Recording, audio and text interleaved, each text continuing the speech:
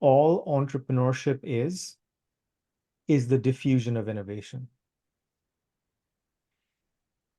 And that's the core idea. What we're doing as entrepreneurs is we are either creating an innovation in the market, which is a better, faster, easier way to experience some sort of desire or make some sort of pain go away. Or we are absorbing it from someone else, and then we are getting so excited about it that we are actually able to diffuse it to more of the market. This chart, this curve, it explains how any diffusion or any innovation is diffused through the market.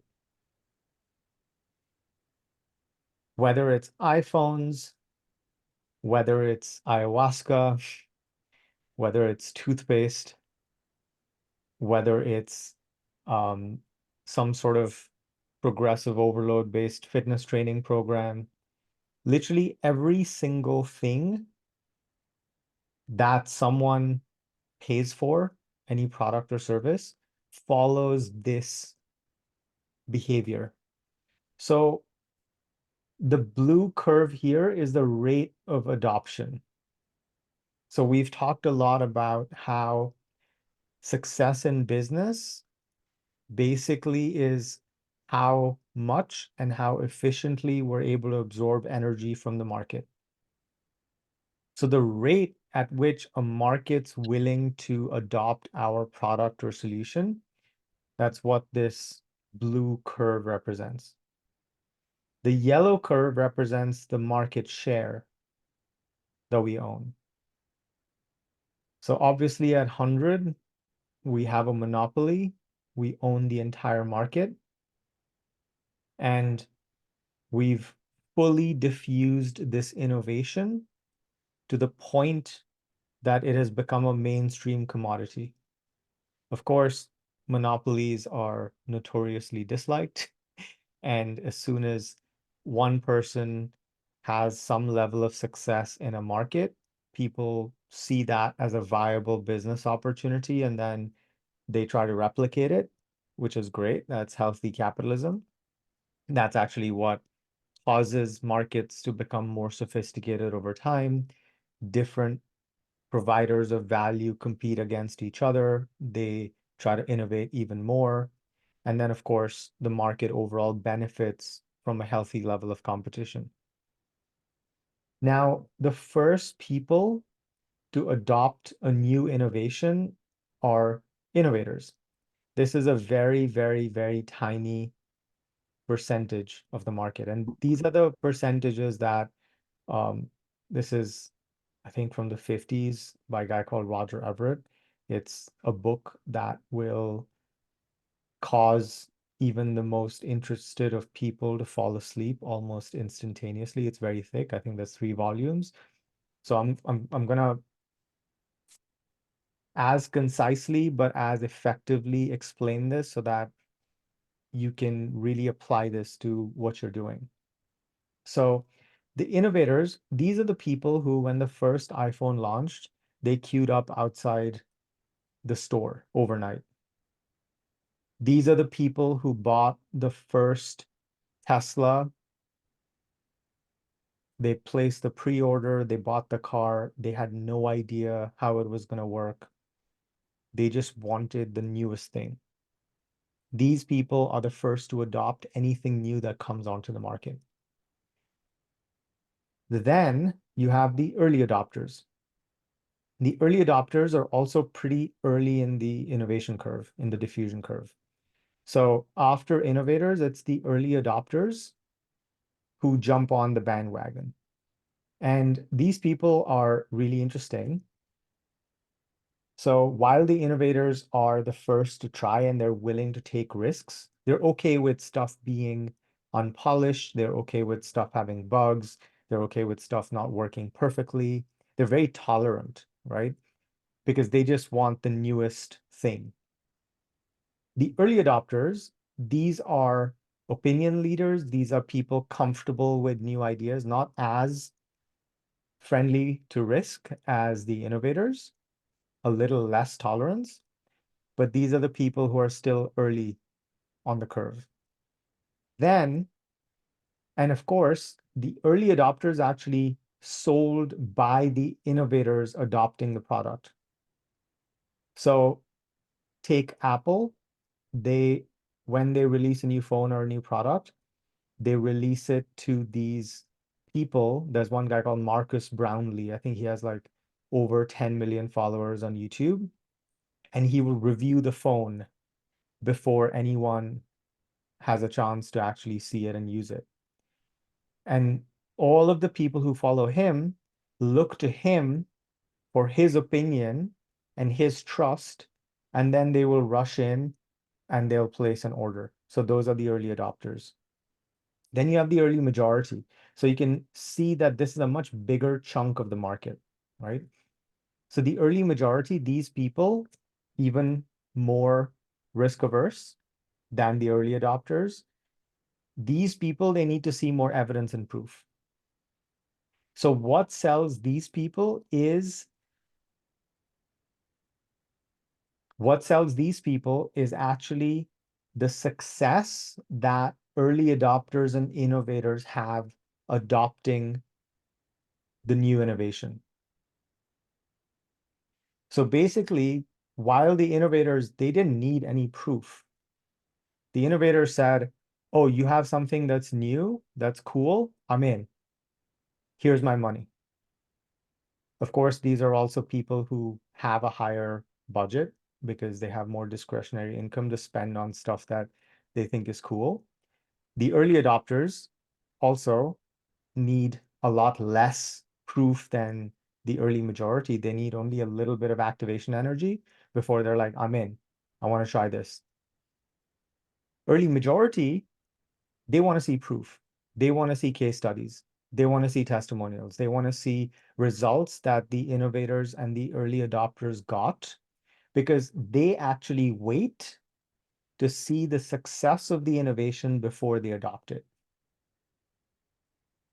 Not as much as the late majority. Now you see the late majority is another 34% here. The late majority will wait till mainstream validation and adoption. These are the people who waited till toothpaste became a relatively normal thing before they started buying it and using toothpaste to brush their teeth every day. They want to see, they're more risk averse than the early majority. They want to wait and see if the thing works at scale, if the broader market and community adopts it, if people check it out and they're like, I think this is good, and it's becoming normalized behavior, they're like, okay, cool, I'm in. And the last piece here is the laggards. These are the very last to adopt any kind of innovation. These people are very skeptical and they're very resistant to change. Now, there's a couple of interesting things that are applicable here in what we're doing. So one, as you can imagine, the laggards are the hardest to sell to, right? The late majority are probably the second hardest people to sell to here. The other thing is that because these people, these different segments, innovators, early adopters, early majority, all have different things that they respond to and they have different characteristics, we must talk to them differently. So if we try to sell people who are early majority and early adopters the way we would sell innovators, it's not going to work. They're not going to be turned on, and it's going to create a lot of friction for them. So we must message. So first we got to know who to talk to, who to sell to.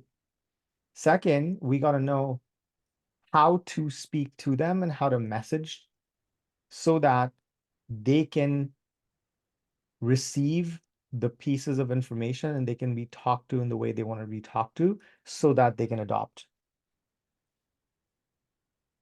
Now, this also intersects with market sophistication. So in any market, in the beginning, it's a brand new market. So electric vehicles, the market didn't exist until very recently. It was a brand new market. So pretty much any claim is sufficient to sell the car. You launch something in a brand new market, you launch a brand new innovation, something that the market hasn't seen before. You don't need to do much. You just say, hey, this is an electric vehicle. And here are a couple of benefits, which, you know, the innovators don't really care about. They see that, hey, it's an electric vehicle. I'm in. Then, as the market becomes more sophisticated, what happens is that markets cascade into levels 2 to 5, where level 2, now there's more players entering the market, and now you need to compete on making a bigger claim or some sort of better claim than the other guy. So the skepticism is now increasing, and the market is getting more sophisticated in terms of dealing with that kind of product or solution. And then you have level 3, where market's becoming more crowded. So we have to introduce some sort of differentiator that supports the claim and that convinces people. At level 4, now it's even more crowded. We have to create some sort of differentiator or unique mechanism that shows that, hey, our way of doing this is way better. So the electric car market hasn't yet gotten to that stage, but if you take something like smartphones are now in a very crowded, saturated market. And then level 5, finally, all of these differentiators burn out, and the market is very skeptical. And now we have to differentiate on other elements like identity, like values, like why, our purpose, mission, and maybe even create intimacy. Now, really, one of the big reasons why I'm sharing this with you guys is because what's happening over the past 10 years is that the speed of markets evolving and getting more sophisticated is increasing. So it used to be that you launch a product, you create marketing and you create messaging for that product, and you don't need to touch it for 10 years because the rate of innovation and sophistication was so low. So these cycles used to happen over decades. Since smartphones came out, since there's been a acceleration in technology, social media, all of this stuff, what's happening is that these cycles are happening faster and faster and faster, which means as soon as a new product launches, competitors enter the market rapidly, and the market starts to increase in level of sophistication. And what that causes is a challenge in a business differentiating what it uniquely is able to do, even though you may have some unique attributes, some unique qualities and skills and capabilities. It becomes really hard because the market gets noisy, everyone's saying the same stuff, and it's hard to stand out. So what's the solution to this? So part of the solution is, as we saw here, we have some sort of a unique mechanism, right? A unique mechanism is just a different, unique, or special way that we solve a problem, we deliver an innovation or an advantage, we create value. And of course, that you can have different levels of this. You can have an advanced unique mechanism where you can improve upon the unique mechanism when everyone's got a unique mechanism. You can say ours is better. But what we're trying to do here is one thing is that we recognize that given the model we're playing with, you actually don't need a lot of people to hit the goal. So the goal we're playing with is $1 million a year in profit, working 4 hours a day, 4 days a week. So if you just apply the dynamic offer stack and you have one core offer, let's say at the low end, it's $300 a week, and I'm not counting the other offers, I'm not counting all the LTV boosters. You need about 70 people in that core offer to generate $1 million a year. Let's say 80, and the other 10 basically offset all of your overhead and expenses. That's not a lot of people. We're deliberately designing businesses that are very low in the amount of overhead and the amount of lift and the amount of stress, because finding 70 people, 80 people is very, very, very manageable. But for these people, what we want to do is we want to have crazy levels of affinity. As in, for those people, we have to be the people for them. We have to become a category of one. So how do we become competition proof?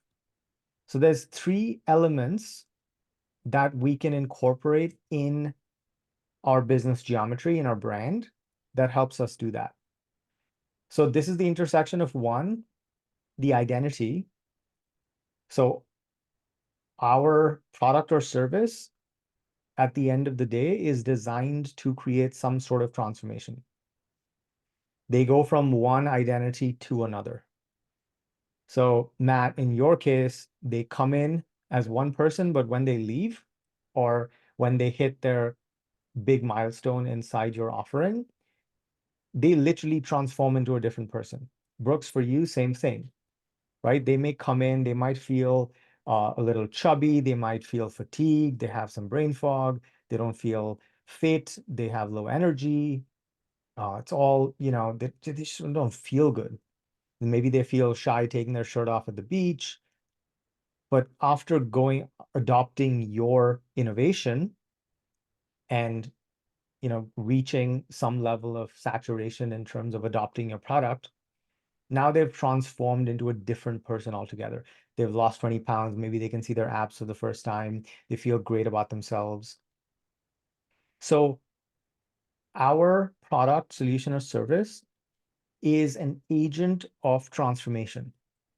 And we can incorporate this by talking a lot about who they're becoming, not just what they're buying.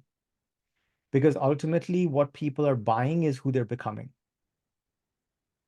The product or service is just a vehicle to get to that destination in terms of their identity.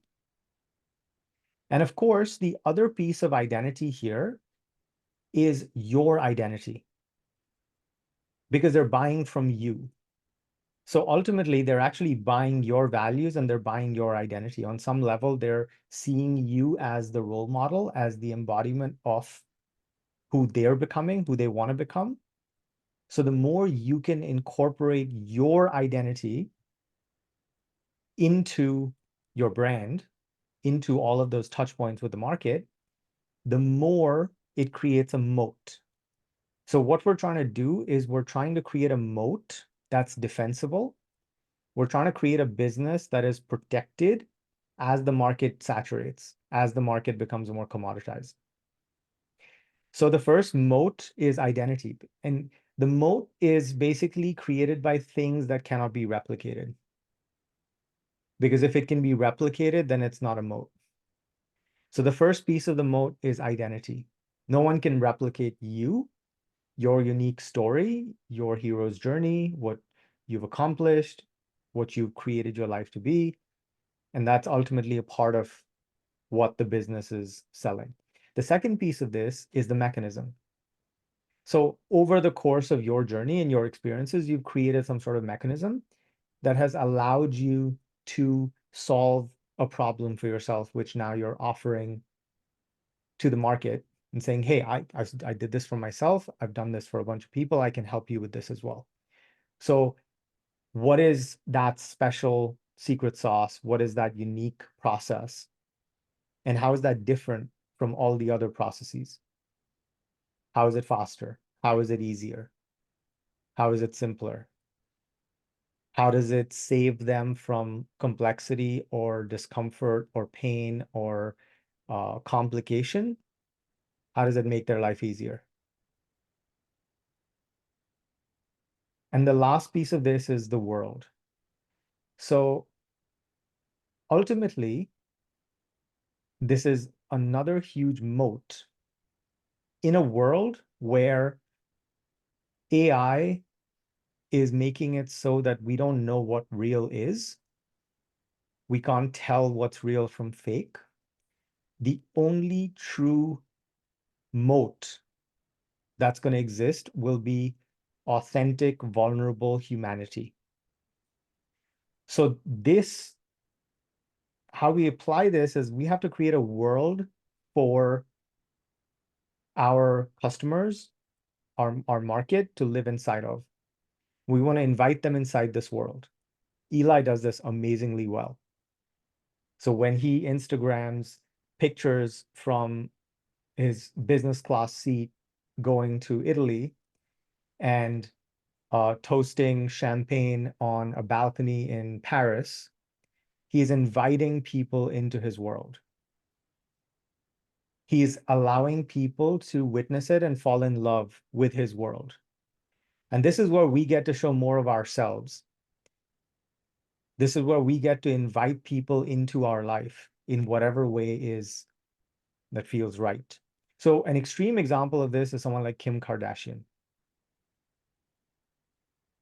What has allowed her to become so rich is that she is making a transaction. The transaction she's making is that I will give you unlimited vulnerability because I'm going to have a camera crew following me 24 hours a day, 7 days a week, pretty much.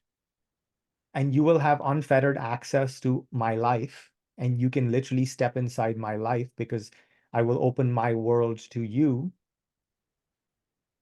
And then I will, in exchange, take some money. Of course, the end user is not paying the money. It's, whoever owns the channel. But basically, she's able to make massive amounts of money just being herself because she allows people to step into her world. And we can do this to whatever level feels appropriate and accessible for us.